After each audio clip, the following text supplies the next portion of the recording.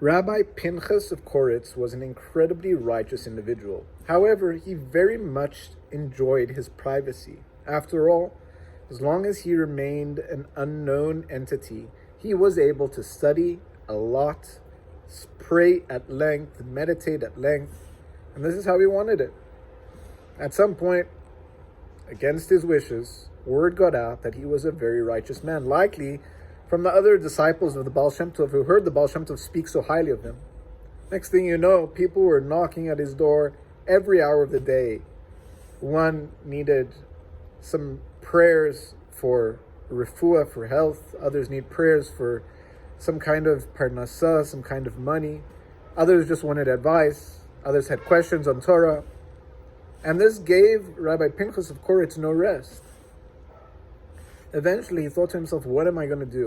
I miss the good old days. I miss the days when I could learn at length and daven at length.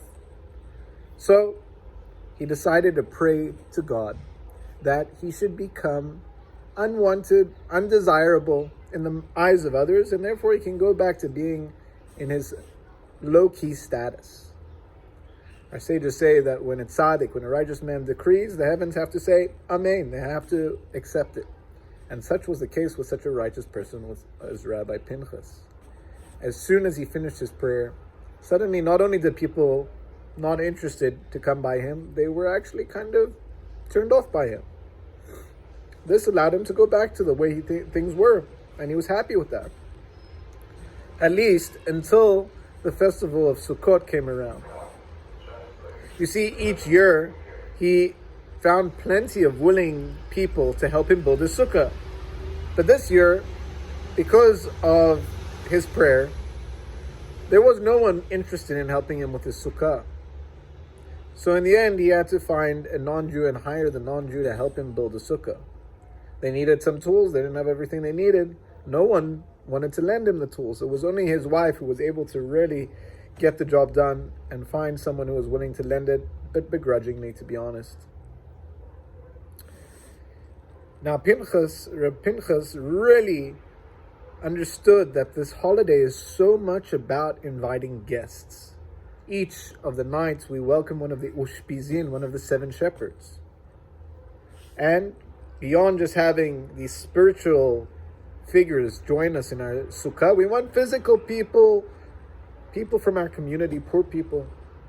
So Rabbi Pinchas of Koritz waited at the back of the synagogue in order to find someone who was in need of a place to stay, and there was no shortage. However, he was so undesirable in people's eyes that they decided, you know what, I'll figure out something else. He was very sad to come home to a sukkah with no guests.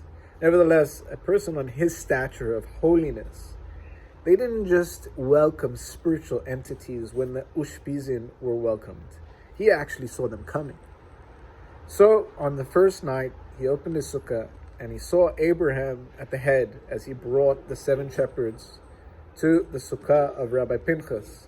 Rabbi Pinchas said, my forefather Abraham, please come in. Rabbi Avraham stopped and wasn't interested.